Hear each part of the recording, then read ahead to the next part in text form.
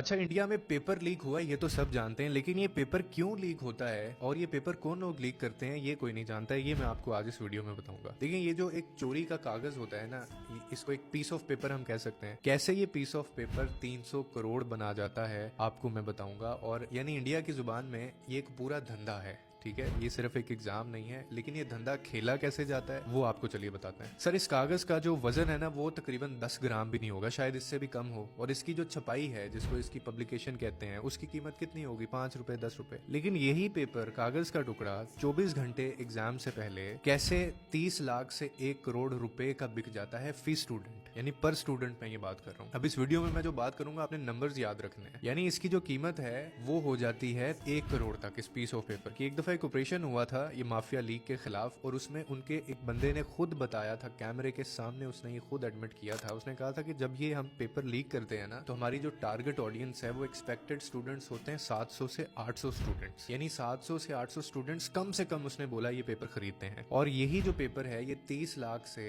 1 करोड़ तक का बिकता है। तो अगर आप ये सारे टोटल इसकी रफ से कैलकुलेशन करें तो ये 300 करोड़ तक बनता है। यानी ये जो पेपर लीक है ये सिर्फ एक गलती नहीं होती, ये एक पूरी इंडस्ट्री है, ये पूरा एक बिजनेस मॉडल है। इसको पेपर लीक कहना बहुत बड़ी गलती होगी। ठीक है, अब इसकी रीजंस पे बात कर लेते हैं कि पेपर लीक होता क्यों है। एक तो वजह है बहुत कंपटीशन है। यानी 2024 में नीट के अंदर जो है ना वो 23 लाख बच्चों ने एग्जाम दिया था, और जो इसकी सीटें थी इसके अगेंस्ट 23 लाख बच्चे की अगेंस्ट वो तकरीबन 1,09,000 सीट थी। यानी इसका मतलब ये हुआ कि 21 बच्चों में से सिर्फ एक बच्चे को सीट मिलेगी। दूसरी इसकी रीजन जो होती है, आपको पता है मेडिकल की जो पढ़ाई होती है उसमें MBA जो होता है उसमें 1 से 2 करोड़ वैसे ही लग जाता है बच्चे का। तो इंडिया के अंदर भी तकरीबन यही इसका रेवेन्यू है। तो 1 से 2 करोड़ ही आपको देना पड़ता है पेपर खरीदने के लिए। तो खर्चा एक जैसा है, लेकिन एक तरफ आपको बहुत दिमाग खपाना पड़ रहा है और दूसरी तरफ आपको पता है कि मैंने एग्जाम से 24 घंटे पहले या 1 दिन पहले मैंने वो पेपर ले लेना है, उतने ही पैसे मैंने लगाने हैं, इसीलिए ये जो पेपर है वो करोड़ों में बिकता है। यानी इंफ्रास्ट्रक्चर की गलती है। अब तीसरी बड़ी इसकी रीजन ये है कि आज तक जिस बंदे ने भी ये पेपर लीक किया उसको कभी सजा ही नहीं हुई। यानी 300 करोड़ रुपए का मुनाफा है पेपर लीक बिजनेस के अंदर, और पकड़े जाने के बाद अक्सर इसकी जमानत हो जाती है। हमने तो गूगल कर लिया, रिसर्च कर लिया, आप भी करके देख लें। यानी एक बंदे को भी आज तक जो है वो कोई सजा नहीं हुई। यानी जुर्म का जो मुनाफा है वो सजा से आप कह लें 1000 गुना ज्यादा है। तो कौन पागल का बच्चा होगा जो ये गलती नहीं करना चाहेगा? उसको पता है कि मैंने मेरी जमानत हो जानी, मैंने बाहर आ जाना है। और इनका जो एजुकेशन मिनिस्टर है वो इतना भंड किस्म का आदमी है कि वो अभी भी ये कह रहा है कि कोई पेपर लीक ही नहीं हुआ, और सुप्रीम कोर्ट को खुद मुदाखलत करनी पड़ती है। और वो कहते हैं कि जनाब 1563 बच्चों ने ये पेपर खरीदा है। तो अब आप देख ले, आपका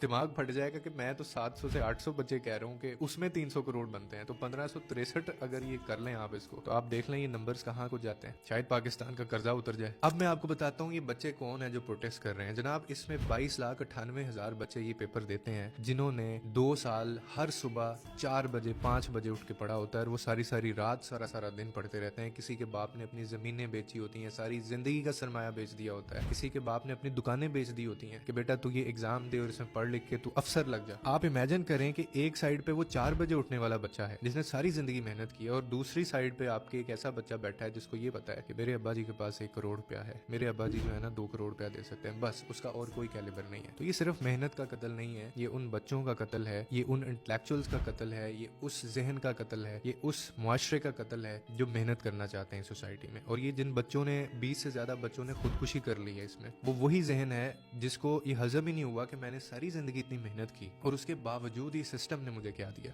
तो इस एक चीज की वजह से इंडिया में ही नहीं बल्कि पूरी दुनिया में इंडिया का जो एक इमेज गया है। चाइनीज एजुकेशन मिनिस्टर ने भी ट्वीट किया, उसने कहा कि ये तो मतलब ये मुमकिन कैसे, ऐसे कैसे हो सकता है। और पूरी दुनिया अब इसके ऊपर बात कर रही है। और जो लोग प्रोटेस्ट कर रहे हैं उनके ऊपर आप देखें कि किस तरह से जुल्म ज्यादती किया जा रहा है, उनको डंडे मारे जा रहे हैं, उनके ऊपर आंसू शेल गैस फेंका जा रहा है। तो ये इतना बड़ा माफिया होता है, और मोदी की जुबान से एक लफ्ज अभी तक नहीं निकला।